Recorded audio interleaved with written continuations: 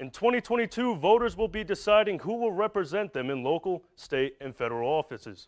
The race for lieutenant governor has two Northeast Kingdom candidates looking to replace Molly Gray, who decided to run for Congress.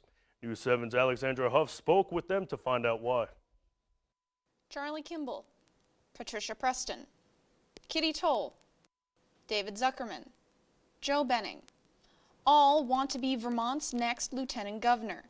But for both Kitty Toll of Danville and Joe Benning of Linden, the position is more than just a political office. They want the Northeast Kingdom to have higher representation in the State House.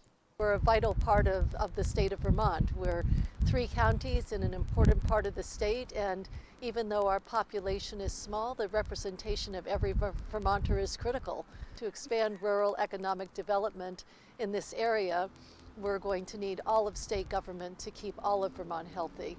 Even in Montpelier, which is a rather friendly town, but if you walk down the sidewalk, you don't get the same experience as you do if you're in the middle of Lindenville walking to the post office. If you don't know the names of most people, you know enough to look up and say, hi, how you doing today, and all that. But that's a very friendly part of the entire picture and image that I have of Vermont. But despite their common Northeast Kingdom roots, Toll and Benning have different topics they would tackle in office. For Toll, broadband is a big focus. The broadband issues have to be resolved in order to bring more people into this part of the state, to call the Northeast Kingdom their home, to attract businesses here, and for people to come here and work remotely or in a hybrid fashion. Senator Benning says the declining population of the state has forced redistricting lines and put extra stress on local businesses looking for people to hire. You've got to have a population that is constantly fluid. And that's one of the biggest obstacles that we have right now. So my job, as I see the role of the lieutenant governor, is to be out there as kind of a cheerleader for the state of Vermont, and in our case, particularly the Northeast Kingdom. To fuel their campaigns, each candidate has been fundraising. According to disclosure reports, Toll leads all candidates in fundraising efforts, having raised over $100,000 as of March 15th.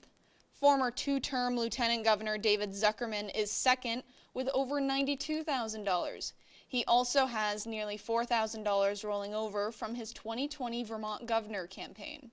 Patricia Preston of Burlington, who is the Vermont Council on World Affairs Executive Director, has raised nearly $90,000 for her campaign. Charlie Kimball of Woodstock has been in the Vermont House of Representatives for the past 3 sessions. He has raised just over $40,000. Benning has raised the fewest dollars at less than $10,000, despite some funds left over from his last state Senate race. Alexandra Huff, News 7. New candidates still could be on the horizon, with the filing deadline not until May 26th.